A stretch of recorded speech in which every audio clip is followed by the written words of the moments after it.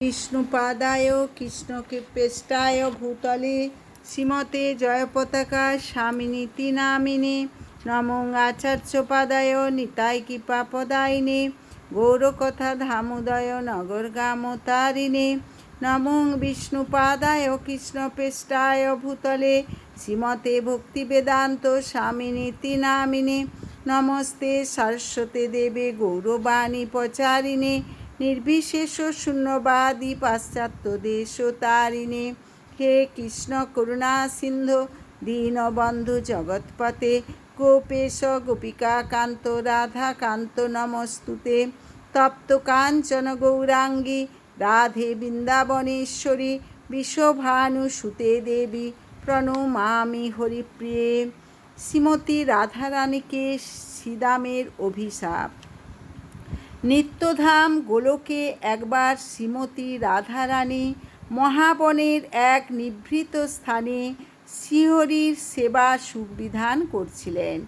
कृष्णेर सेवाय निमग्ना राधा रानी एतई दिव्यानंद अनुभव करछिलेन जे आनंद विभोर हुए सम्पूर्णभावे तिनी बाह्य चेतना रहित हलेन। যখন তিনি এমন অবস্থায় ছিলেন তখন কৃষ্ণ তাকে ত্যাগ করে বিরজা নামক অন্য এক গোপিকার সাথে সাক্ষাৎ করতে গেলেন। বিরজাও কৃষ্ণের অত্যন্ত প্রিয় ছিলেন। তিনি সর্বদাই ষোড়শবর্ষীয়া তরুণী, অত্যন্ত যৌবনবতী এবং বহুবিধ রত্নাভরণে শোভিতা। নিজ সান্নিধ্যে প্রভুকে লাভ করে বিরজা অত্যন্ত উৎফুল্ল হলেন এবং পরমানন্দে তার সুখবিলাসে নিযুক্তা হলেন। ইতিমধ্যে শ্রীরাধা তার বাহ্য চেতনা ফিরে পেলেন। কৃষ্ণকে কোথাও দর্শন না করে তিনি বিচলিত হলেন। সখীবৃন্দের নিকট থেকে জানতে পারলেন যে তিনি বিরজা সেবা পেতে তার কাছে গিয়েছেন। এই বার্তা শ্রবণ করে রাধারানী অত্যন্ত রুষ্ট হলেন। প্রভুর বিরহে তিনি রোদন করতে লাগলেন। সেই সাথে বিরজার প্রতি রোষে তার লোচনোদয় আরক্তিম হয়ে উঠল। শ্রীরাধা তার সহচরীগণকে কৃষ্ণ কোথায় গমন করেছেন তা দেখিয়ে দিতে বললেন। তিনি সেখানে যেতে চাইলেন এবং বিরজা কৃষ্ণের কিভাবে সেবা করছে তা দেখতে চাইলেন। অত্যন্ত হরিবিরহ বিধুরা হয়ে রুষ্ট অন্তরে শ্রীরাধা তার সহচরীদেরকে বললেন, শ্রীহরি এক বিষপাত্রের মতো, সে অন্তরে অত্যন্ত কুটিল, অথচ তার মুখমণ্ডল অমৃত সুধার ন্যায় মধুর। ওই স্মিত হাস্য মধুর শ্রীহরিকে আমার গৃহের নিকটে আসতে দিও না। আমি বিরজার কুঞ্জে যাচ্ছি, কেমন করে সে কৃষ্ণের সেবা করছে আমি তা দেখতে চাই। রাধারানীর 63 কোটি ব্যক্তিগত সহচরী রয়েছে এবং তারা সকলেই তার সাথে বিরজার কুঞ্জে যেতে চাইল। তারা একটি রথে আরোহণ করল। সেটা ছিল 100 যোজন, 1 যোজন সমান 12 মাইল উচ্চতা বিশিষ্ট এবং তার পরিধি ছিল 10 যোজন। ওই মহারথটি ছিল অতি মূল্যবান মণিরত্ন দ্বারা নির্মিত এবং কোটি সূর্যের মতো প্রভা বিশিষ্ট। রথটি 3 কোটি কলস দ্বারা শোভিত ছিল এবং রথ শীর্ষ অশ্বচিহ্নাঙ্কিত বহুবিধ পতাকা দ্বারা শোভিত ছিল। রথটি ছিল 1 লক্ষ চাকাযুক্ত এবং মনের গতিতে সেটি ধাবমান হতে পারত। রথটির চতুর্দিকে হতে ঝুলতে থাকা 4 লক্ষ সুদৃশ্য ঘণ্টা এবং 1 কোটি স্বর্ণস্তম্ভ শোভিত ছিল। রথের চাকাগুলি বহুবিধ নকশায় চিত্রিত ছিল। রথের মধ্যে 1 লক্ষ সুন্দর কক্ষ ছিল। প্রতিটি কক্ষ বিবিধ রত্নে শোভিত। সেখানে পারিজাত পুষ্পে শোভিত ও বহু ঘণ্টা ও পতাকায় সুসজ্জিত 1 কোটি সুরম্য শয্যা ছিল। সমস্ত কক্ষগুলি সর্বোত্তম শ্রেণীর বিবিধ উপকরণ, বিলাসবহুল শয্যাদ্রব্যাদি, বস্ত্র অলঙ্কারাদি দ্বারা সুসজ্জিত ছিল। রথের মধ্যে ছিল শত শত কানন ও সরোবর, যা রথের সৌন্দর্য বৃদ্ধি করেছিল। ওই রথে স্বর্ণনির্মিত বহুতল এবং স্যামন্তক, রুচক, কৌস্তব প্রভৃতি বহুবিধ উত্তম শ্রেণীর মণিরত্নে খচিত লক্ষ লক্ষ সোপান ছিল। রথের সব দিক হতে পুষ্পকানন প্রলম্বিত ছিল, যা বায়ুকে চিত্ত মনোহর নানা সুগন্ধে আমোদিত করে তুলেছিল। সমগ্র রথটি একটি পাতলা রেশম বস্ত্রে আবৃত ছিল এবং 1,000,000 দর্পণে বিভূষিত ছিল। রথ হতে 1,000,000 চামর ঝুলছিল, প্রতিটির বাট বজ্রমণি নির্মিত এবং চন্দন, অগুরু, কস্তুরী ও কুঙ্কুম প্রলিপ্ত। রথটি এতই সুন্দর ও রম্য ছিল যে কেউ ইতিপূর্বে কখনো এমন রথ দেখেনি। শ্রীহরির প্রিয়তমা রাধিকা রথে আরোহণ করে সে স্থানে গেলেন যেখানে শ্রীহরি বিরজার দ্বারা সেবিত হচ্ছিলেন। সেখানে পৌঁছিয়ে রাধারানী রথ হতে অবতরণ করলেন এবং রত্নবেদীর দিকে তাকালেন। সেখানে তিনি একজন অত্যন্ত সুন্দর দর্শন গোপকে দেখলেন, যার মুখমণ্ডল ছিল বিকচ কমলের মতো সুন্দর। তাকে পরিবৃত করেছিল 100 গোপ এবং সে তোরণদ্বারে দাঁড়িয়ে পাহারা দিচ্ছিল। ওই গোপ ছিল শ্রীকৃষ্ণের অত্যন্ত প্রিয় শ্রীদাম সখা। রাধারানী শ্রীদামকে অত্যন্ত ক্রোধিত স্বরে বললেন, ওহে লম্পটের দাস, আমার পথ হতে সরে দাঁড়াও। আমি অন্য এক প্রেয়সীর সাথে বিহাররত তোমার প্রভুকে দেখতে যাচ্ছি। শ্রীদাম ছিল খুব অনমনীয় এবং তার হাতে একটি দণ্ড ছিল।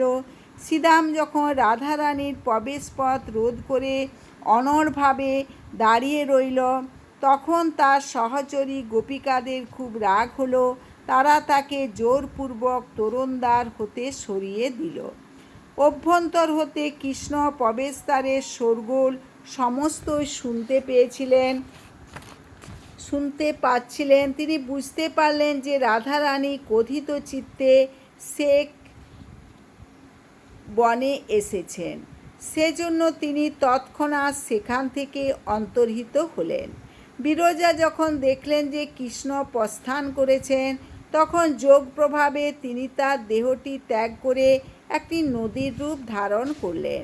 নদী তখন সমগ্র গোলক পরিবেষ্টন করে প্রবাহিত হতে লাগল এবং সেটি বিরজা নদী নামে খ্যাত হলো। এই নদী ছিল কোটি যোজন প্রশস্ত এবং 10 কোটি যোজন দীর্ঘ। এটি ছিল অত্যন্ত সুন্দর ও মনোহর নদী। রাধারানী যখন কুঞ্জভবনে প্রবেশ করলেন, সেখানে তিনি হরিকে দেখতে পেলেন না। তিনি দেখলেন যে বিরজা নদীরূপ ধারণ করেছে, সুতরাং তিনি তার নিজ বাসে ফিরে এলেন। রাধারানী প্রস্থান করার পর পুনরায় হরি সেখানে আবির্ভূত হলেন। তিনি দেখলেন যে বিরজা তার শরীর ত্যাগ করেছে, তার সেই দেহ নদীতে পরিণত হয়েছে। ওই নদীটি অত্যন্ত রমণীয়, স্বচ্ছ, স্নিগ্ধ সলিলে পূর্ণ। বিরজার তটে উপবেশন করে কৃষ্ণ বিলাপ করতে লাগলেন। তিনি বিরজার বিরহে উচ্চস্বরে রোদন করতে লাগলেন। তিনি বলতে লাগলেন, হে প্রিয়তমা বিরজা, অনুগ্রহপূর্বক আমার কাছে ফিরে এসো। তোমার বিহনে আমি কেমন করে প্রাণ ধারণ করব। হে সাধ্বী, কৃপা করে পুনরায় তোমার নিজ রূপ ধারণ করে আমাকে দর্শন দাও। আমি এই আশীষ তোমাকে প্রদান করছি যে তুমি সকল নদীসমূহের অধিষ্ঠাত্রী দেবী হবে। তুমি অন্যতমা সুন্দরী, পূর্বের চেয়ে অধিকতর ভাগ্যবতী এবং অন্যান্য সমস্ত রমণীগণের মধ্যে শ্রেষ্ঠা বলে পরিগণিত হবে। হে সাধ্বী নারী, তোমার পূর্ব শরীর নদীতে রূপান্তরিত হয়েছে। এখন তুমি জল হতে উঠে এসো এবং তোমার নবদেহে নবরূপে আমার সামনে এসে দাঁড়াও।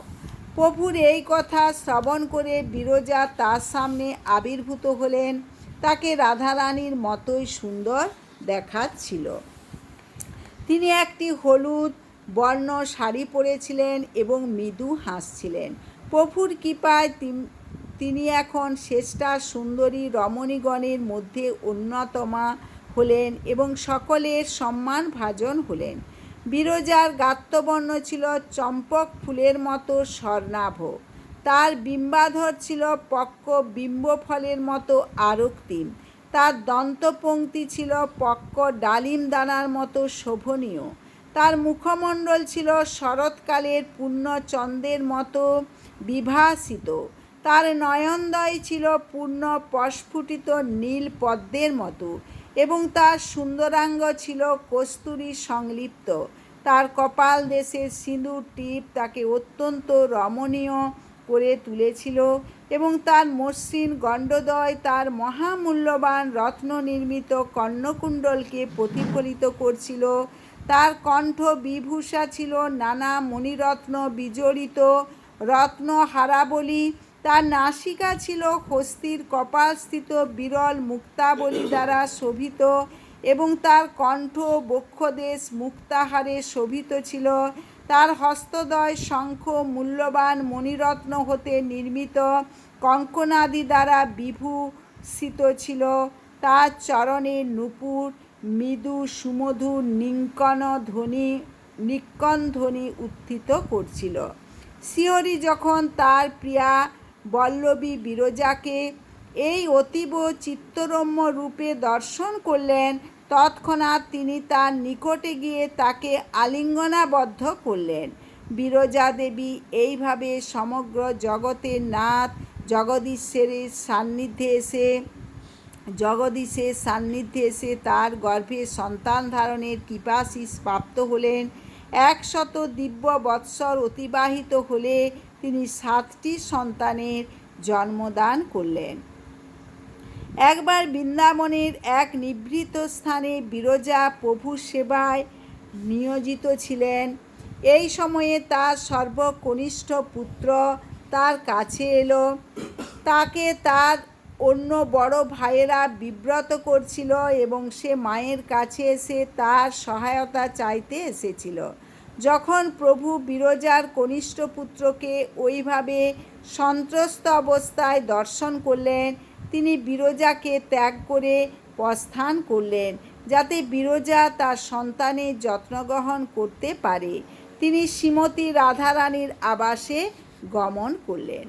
যখন বিরজা ফিরে এসে দেখলেন যে হরি তাকে ত্যাগ করে প্রস্থান করেছেন, তিনি তার পুত্রের প্রতি রুষ্ট হলেন। তার জন্যই তিনি ভগবৎ সান্নিধ্য হতে বঞ্চিত হয়েছেন। তিনি বিমর্ষ চিত্তে বিলাপ করতে শুরু করলেন।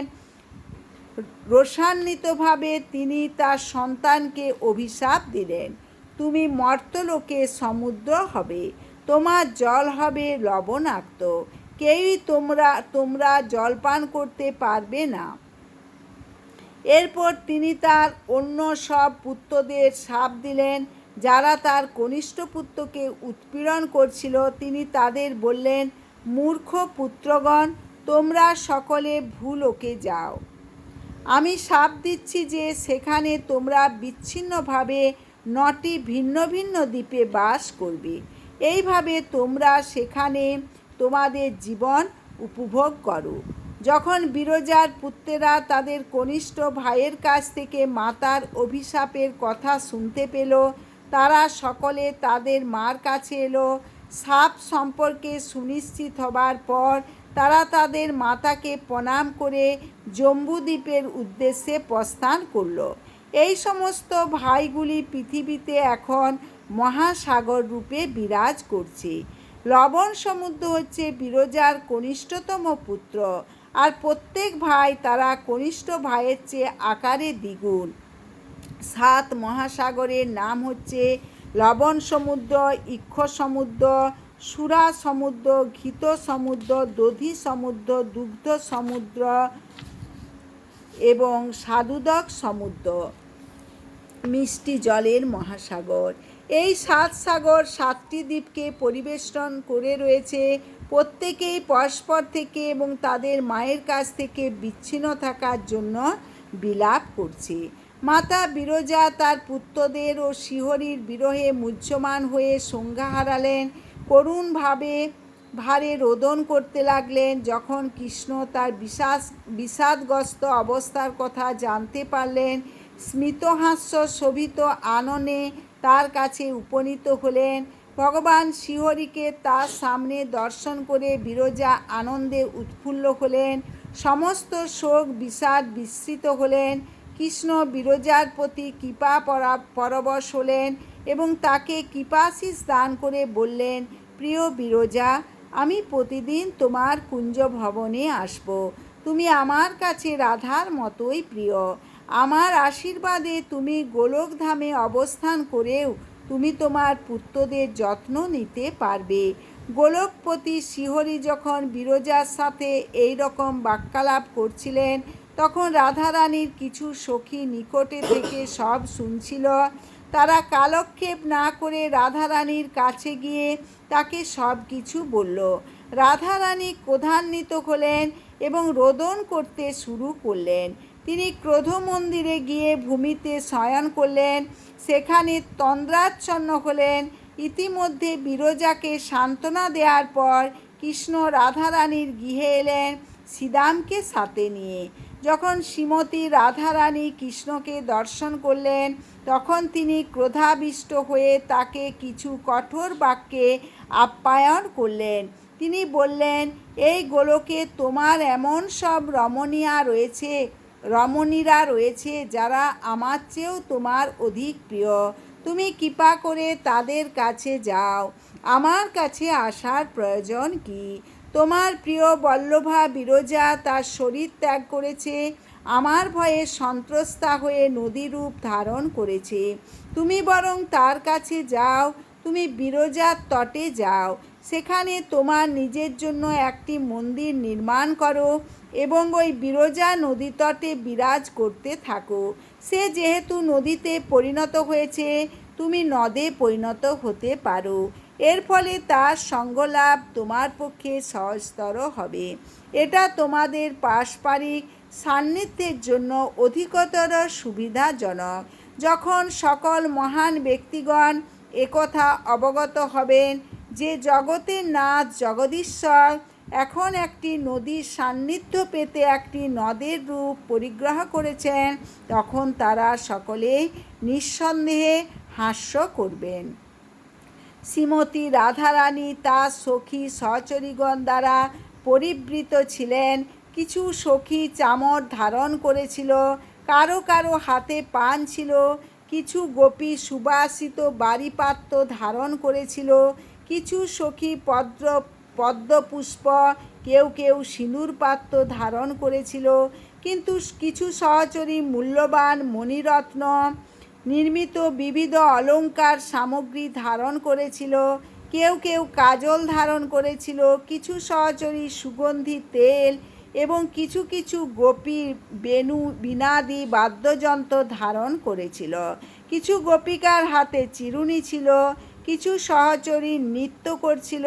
কিছু গোপী আবার সঙ্গীতকলা প্রদর্শন করছিল। কিছু গোপিকা তাদের হাতে মধুপাত্র ধারণ করেছিল। কিছু গোপিকা সুন্দর বস্ত্র ধারণ করেছিল। কিছু গোপিকা রাধারানীর পাদপদ্ম সেবায় নিযুক্তা ছিল। কিছু গোপিকা করজোড়ে দাঁড়িয়েছিল এবং কিছু গোপিকা মহিমা গুণগান ও প্রার্থনা করছিল। এইভাবে অগণিত সখী রাধারানীকে পরিবৃত করেছিল এবং গৃহের বাইরে লক্ষ লক্ষ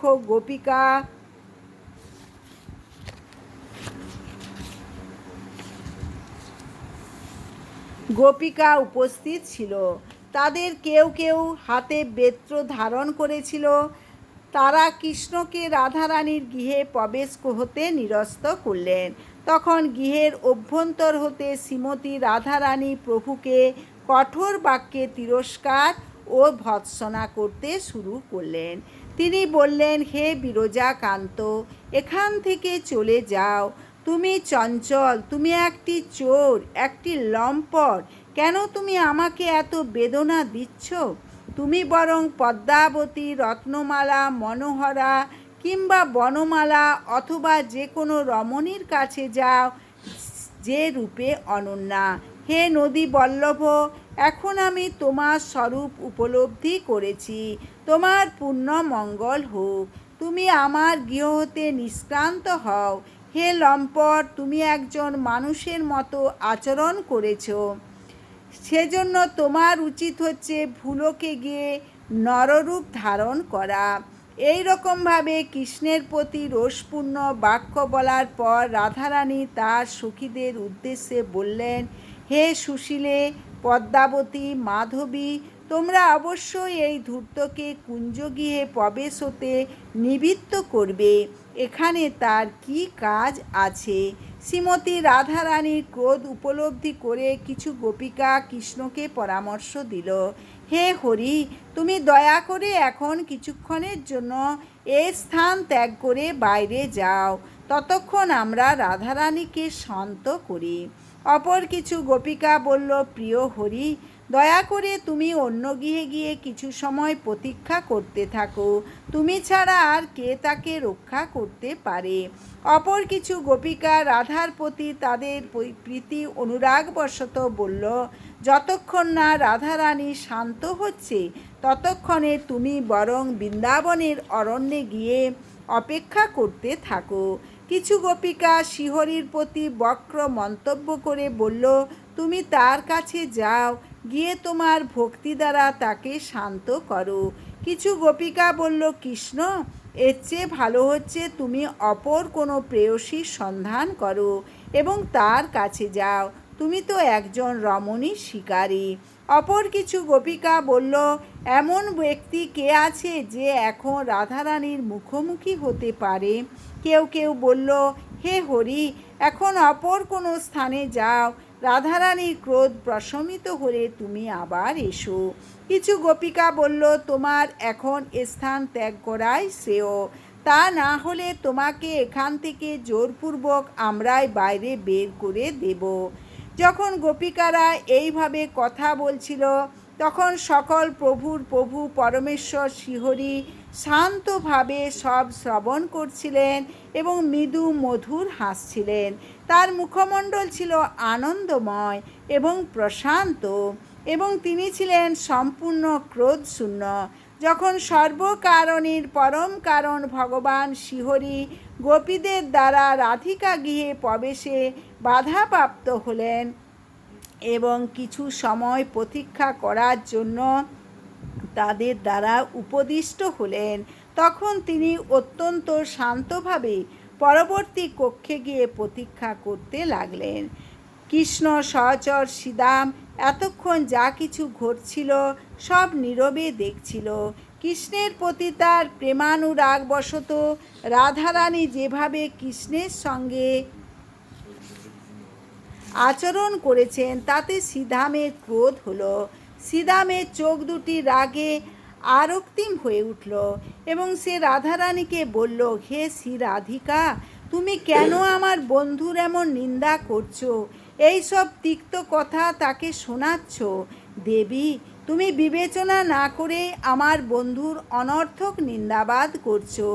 যে ব্রহ্মা, অনন্ত, মহেশ্বর ধর্মের পূজা, যে জগতের কারণ, সে লক্ষ্মী, সরস্বতী, মায়া ও প্রকৃতির নিয়ন্তা, যে নির্গুণ, জড়ীয়, ত্রিগুণ রহিত আত্মরাম পুরুষোত্তম, তুমি সেই কৃষ্ণকে ভৎসনা করছো এবং এত মনোবেদনা দিচ্ছ। কৃষ্ণের প্রতি আচরণের ক্ষেত্রে তোমার আরও অনেক সতর্ক হওয়া উচিত। হে শুভদে, আমার কাছে এটা বিস্ময়ের মনে হচ্ছে যে তুমি তাকে চিনতে পারছো না, যার পাদপদ্ম সেবার ফলে তুমি সর্বেশ্বরী হয়েছ, সকল ঈশ্বরীগণের মধ্যে শ্রেষ্ঠা হয়েছ। এ প্রসঙ্গে আমি তোমাকে কি বলতে পারি? এই কৃষ্ণ কেবল তার ভূমাত্র সঞ্চালন করে তোমার মতো লক্ষ লক্ষ দেবী সৃজন করতে পারে। তুমি কি সেই নির্গুণ পরমাত্মা শ্রীকৃষ্ণকে চিনতে পারছো না? স্বয়ং লক্ষ্মী দেবী তার কেশরাশি দ্বারা ভগবানের পাদ পদ্ম মুছিয়ে দেন। কত প্রেম ও ভক্তি দ্বারা বৈকুণ্ঠে তার সেবা করেন। সরস্বতী দেবী উত্তম শব্দমালায় রচিত শ্রুতিমধু স্তবাবলী নিরন্তর আবৃত্তি করে তার মহিমা গান করছেন। তুমি সেই প্রভুকে চিনতে পারছো না, তুমি তাকে জানো না, যার প্রতি ভয় ও ভক্তিতে মায়া প্রকৃতি দেবী সর্বদাই তার স্তব স্তুতি করছেন। হে সুভগে, বেদ সকল তার মহিমা গান করছে, তবুও তুমি তাকে সম্ভ্রম করছো না। হে ঈশ্বরী, সমস্ত বেদের জনক শ্রী ব্রহ্মা তার চতুর্মুখে নিরন্তর তার মহিমা কীর্তন করছেন, তার পদকমল সেবা করছেন। তুমি তাকে উপলব্ধি করতে পারছো না। সকল যোগীগণের গুরু শঙ্কর অনুক্ষণ প্রেমোচ্ছ্বসিত চিত্তে তার স্তুতি করছেন এবং শাস্ত্র নয়নে তার চরণ কমল সেবা করছেন। অনন্তদেব নিরন্তর সহস্র বদনে তার গুণগান করছেন, তার পাদপদ্ম সেবা করছেন। প্রত্যেকের কৃতকর্মের সাক্ষী জগতের প্রভু ও রক্ষক ধর্মরাজ স্বয়ং প্রগাঢ় প্রেমভক্তি সহকারে ভগবান শ্রীকৃষ্ণের পদারবিন্দ সেবা করছেন। শ্বেতদ্বীপে বিরাজিত জগৎ পালক ও শ্রীকৃষ্ণের অংশপ্রকাশ বিষ্ণু সর্বদাই পরম পুরুষ ভগবান শ্রীকৃষ্ণের ধ্যান করছেন। মাতা, তোমার কর্তব্য হচ্ছে অবিলম্বে তোমার ক্রোধ পরিত্যাগ করা এবং অবিশ্রান্তভাবে শ্রীকৃষ্ণের চরণ কমল সেবা করা। তার নয়নের ইক্ষণ মাত্র সমগ্র মহাজগতের সৃষ্টি ও লয় সংগঠিত হয়। ব্রহ্মা কেবল শ্রীহরির এক নিমেষ মাত্র কাল জীবিত থাকেন। রাধে, তুমি ও তোমার সকল সহচরীগণ বস্তুত সমগ্র জগৎ প্রকাশ আমার প্রভু শ্রীকৃষ্ণের দ্বারা নিয়ন্ত্রিত হও। শ্রীদামের এইসব কথা শ্রবণ করে রাধারানী অত্যন্ত ক্রোধান্বিত হলেন। তার অধরষ্ট কম্পিত হতে লাগল, তার কেশবন্ধন শিথিল হয়ে পড়ল এবং তার আখিদয় কমলের মতো আরক্তিম হয়ে উঠল। তিনি অবিলম্বে ভূমির শয্যাসন ছেড়ে কক্ষ হতে বাইরে বেরিয়ে এলেন এবং শ্রীদামের নিকটে এসে তাকে বললেন, হে মূর্খ, মহামূর্খ, লম্পটের দাস, আমার কথা শোনো। তুমি মনে করছো যে তুমি সব কিছু জেনে গেছো, সকল সত্য তুমি অবগত, ভাবছো আমি তোমার প্রভুকে জানি না। হে ব্রজের পতিতাধম, কৃষ্ণ কি কেবল তোমার প্রভু? সে কি আমার প্রভু নয়? আমি জানি যে তুমি সর্বদা পরম পিতার প্রশংসা করো আর মাতার নিন্দা করো। হে মূর্খ, দৈত্যরা যেমন সর্বদাই তাদের কষ্টের জন্য দেবগণকে দোষারোপ করে থাকে, এই একই রকমভাবে তুমি সর্বদাই আমার দোষারোপ করো। সেজন্য আমি তোমাকে শাপ দিচ্ছি, এখন থেকে তুমি একটা দৈত্য হও। তুমি গোলক ত্যাগ করে দৈত্যকুলে জন্মগ্রহণ করো। এটি তোমার উপর আমার অভিশাপ। দেখি তোমাকে কে আমার এই অভিশাপ থেকে রক্ষা করতে পারে। শ্রীদাম এসব শুনে অত্যন্ত ক্রোধান্বিত হলো এবং রাগে তার অধরষ্ট কাঁপতে লাগলো। শ্রীদাম শ্রীরাধাকে প্রতি অভিশাপ দিলেন, আর আমি তোমাকে শাপ দিচ্ছি যে তুমি গিয়ে নরকুলে জন্মগ্রহণ করো। যেহেতু তুমি একজন মানুষের মতোই ক্রোধান্বিত হয়েছ, সেজন্য তোমার মানবকুলে জন্মগ্রহণ করাই সমুচিত। সেখানে তুমি তোমার অংশ প্রকাশে প্রকটিত হবে, কিন্তু তোমার প্রকাশ সীমিত হবে। ভুলকে মূর্খ মানুষেরা তোমাকে অভিমন্যুর স্ত্রী বলে মনে করবে। শ্রীহরির অংশ অভিমন্যু বৃন্দাবনে জন্মগ্রহণ করবে। সেখানে তুমি বৃন্দাবনে কৃষ্ণ সঙ্গ লাভ করবে এবং তার সাথে বিভিন্ন ব্রজবনে বিহার করবে। তারপর তুমি শ্রীহরির নিকট হতে বিচ্ছিন্ন হয়ে 100 বর্ষ বিরহ বেদনা ভোগ করবে। তারপর তুমি পুনরায় প্রভুর সাথে মিলিত হয়ে শ্রী গোলকধামে ফিরে আসবে। শ্রী রাধাকে এই কথা বলে শ্রীদাম তাকে তার বিনীত প্রণাম জানিয়ে শ্রীকৃষ্ণের সঙ্গে সাক্ষাতের উদ্দেশ্যে প্রস্থান করল। কৃষ্ণের সাক্ষাতে শ্রীদাম অনুপূর্বিক সব কিছু জানালো। কিভাবে সে রাধারানীকে অভিশাপ করেছে, রাধারানী তাকে প্রতি অভিশাপ করেছে, সব বলল। তারপর অনুতাপবিদ্ধ শ্রীদাম রোদন করতে শুরু করলো। শ্রীহরি শ্রীদামকে বললেন, এখন তুমি ভুলোকে যাও। তুমি সেখানে দৈত্যগণের রাজা শঙ্খচূড় হিসাবে আবির্ভূত হবে। কেউই তোমাকে পরাভূত করতে পারবে না। 500 যুগ এভাবে অতিক্রান্ত হলে আমার কৃপায় তুমি দৈত্য দেহ হতে মুক্ত হবে। যখন মহাদেবের ত্রিশূল তোমাকে আঘাত করবে, সেই সময়ে তুমি গোলকধামে আমার কাছে ফিরে আসবে। শ্রীদাম প্রভুকে অনুরোধ করল, কৃপা করে তোমার চরণ কমলের প্রতি আমার ভক্তি হতে কখনো আমাকে বঞ্চিত করো না। কৃষ্ণের আশ্বাসবাণী শ্রবণ করে শ্রীদাম তাকে প্রণাম জানিয়ে প্রস্থান করলেন।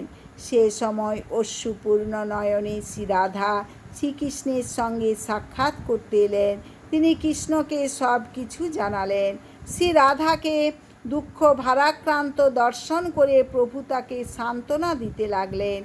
এইভাবে শ্রীদাম শঙ্খচূড় দৈত্যরূপে ভুলোকে তার নির্ধারিত সময় অতিবাহিত করে গোলকে কৃষ্ণের কাছে ফিরে গেল।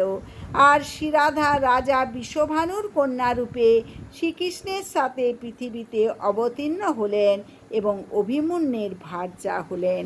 হরে কৃষ্ণ কৃষ্ণ কৃষ্ণ হরে হরে, হরে রাম রাম রাম হরে হরে।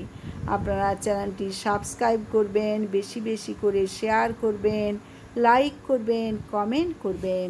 হরে কৃষ্ণ।